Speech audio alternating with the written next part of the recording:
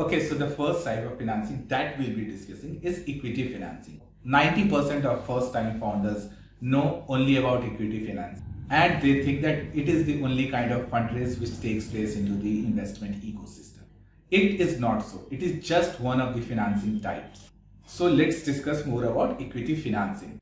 Pursuing an equity fundraising means that in exchange of the money they invest now, investors will receive a stake into your company and its performance moving forward. So in equity financing, you are selling a part of your company to the investors in return of the money that they will be giving you as investment for the operations, expansion and scaling up of your startup.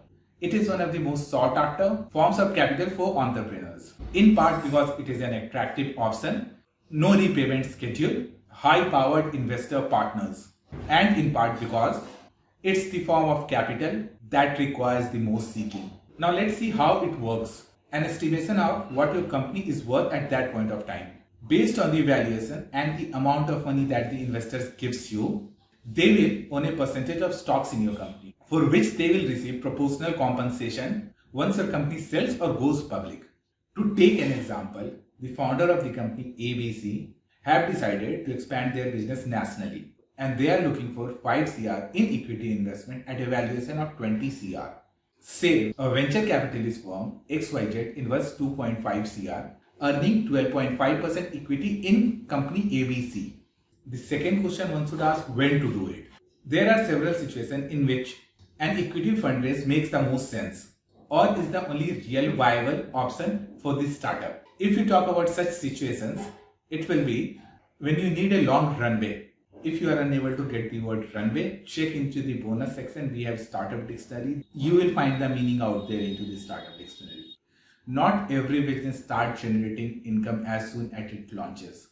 Doesn't mean your startup isn't a viable business proposition. Internet companies, for example, are notorious for going years in operation without even attempting to charge their customers. If you are going to need a sizable to sustain your business before it starts earning a profit, equity investments are the only form of capital which makes sense. The second situation will be when you have zero collateral. In order to take loans or debt financing, you need to have something to offer collateral.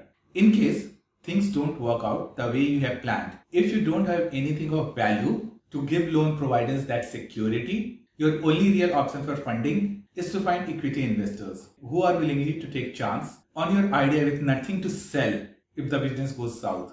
The third situation will be when you can't possibly bootstrap. While home growing your company from your kitchen or spare bedroom, bit by bit, may not sound as glamorous as hitting the ground with investors already in your lineup. Most investors will expect you to start there before they invest. But some businesses, to take an example, a private jet rental services, requires a massive amount of capital just to get off the ground.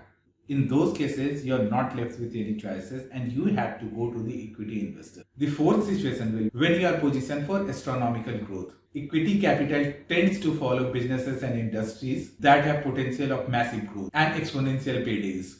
Your local coffee shop concept may do really well, but it doesn't have the potential to become a Google. So you are not likely to attract many equity investors. On the other hand, if you are looking to build the next Starbucks chain, and you have a vision and plan that supports that kind of growth, chances are investors will be very much interested in jumping onto the bandwagon on the road to IPO.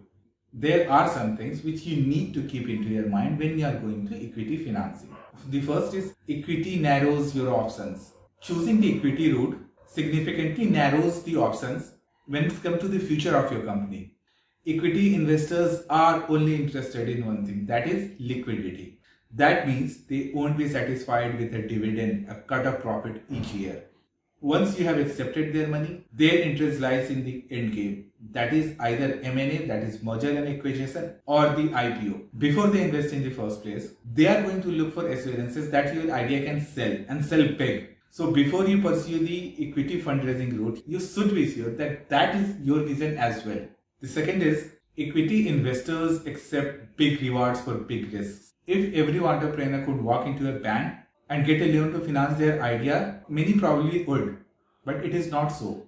Unfortunately, banks are incredibly risk averse and only want to provide loans that they are sure will be paid back. That's where equity investors come in. They are willingly to take risks where lenders aren't.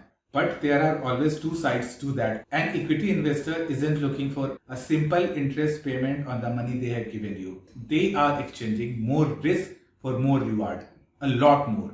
And they are going to want to see the results. Competitive landscape for equity financing is really high.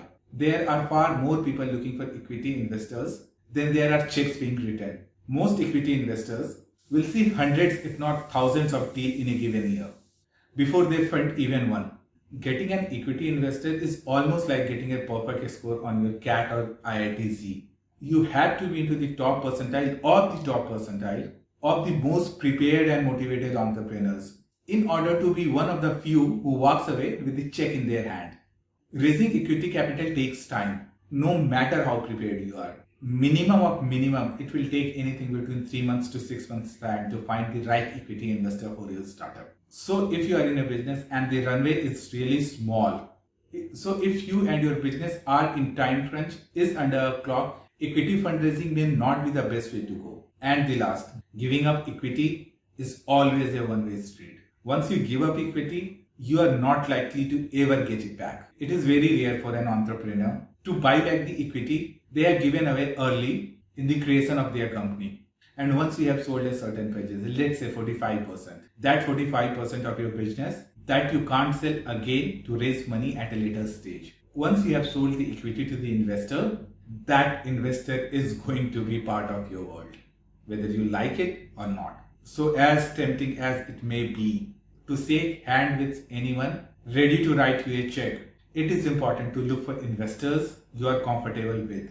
comfortable having as a part of your business for years to come. So that is from my side for the equity financing. Now in the next video, we will be taking the debt financing and further we will go to convertible notes where we will also discuss a bit about safe notes. Okay then, thank you and see you into the next video.